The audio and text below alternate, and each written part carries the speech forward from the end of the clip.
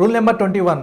మన దేశంలో పార్లమెంట్లో స్పీకర్ మరియు దేశ రాజకీయ నాయకులు వాదించుకుంటున్నప్పుడు కొన్ని సిచ్యువేషన్స్ లో నిద్రపోతూ ఉంటారు. మనం అవి టీవీలో చూసి నవ్వుకుంటూ ఉంటాం. కానీ కింగ్ జాన్ మీటింగ్ పెట్టినప్పుడు ఎవరైనా మధ్యలో నిద్రపోతే వాళ్ళకి ఉరిశిక్ష పడుతుంది. కానీ నార్త్ కొరియా రక్షకుడైన కిమ్ యోన్ చోల్ అనే అతను 2017లో కింగ్ జాన్ పెట్టిన మీటింగ్ లో నిద్రపోయినందుకు గాను ఆయనను 100 మంది వ్యక్తుల సమక్షంలో గాను ఉరి తీశారు. Rule number 22. మన కింగ్ జాన్ కుటుంబాన్ని కించపరిచేలా ఎలాంటి చిన్న తప్పు చేసినా కూడా కఠినమైన శిక్షలు అనేవి తప్పదు. దీనికి ఎగ్జాంపుల్ గా అక్కడ జరిగిన ఒక చిన్న విషయాన్ని ఇప్పుడు మనం తెలుసుకుందాం. జనవరి నెలలో ఒక ఇంట్లో నిప్పు అంటుకున్నందుకు గాను ఆ ఇంట్లో ఉండే ఒక ఆమె మాజీ అధినేత కిమ్ హిల్ సింగ్ చిత్రపటానికి బదులుగా వాళ్ళ పిల్లలను రక్షించడానికి ప్రయత్నించింది. అప్పుడు ఆ ఫోటో కాలిపోయింది. సో ఆ ఫోటోని కాపాడలేదని కిమ్ జాన్ ఆ తల్లిని జైలుకు పంపించాడు.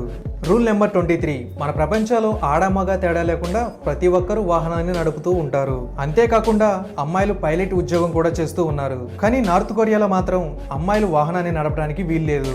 కేవలం అబ్బాయిలు మాత్రమే డ్రైవ్ చేయాలి. కానీ కొంతమంది అమ్మాయిలు అక్కడ ట్రాఫిక్ పోలీస్ గా జాబ్ చేస్తున్నారు. కానీ వాళ్లకు కూడా డ్రైవింగ్ చేయడానికి అనుమతి లేదు. దీన్ని బట్టి మీరే అర్థం చేసుకోవచ్చు అక్కడ ప్రజలు ఎంత ఇబ్బంది పడుతున్నారనేది.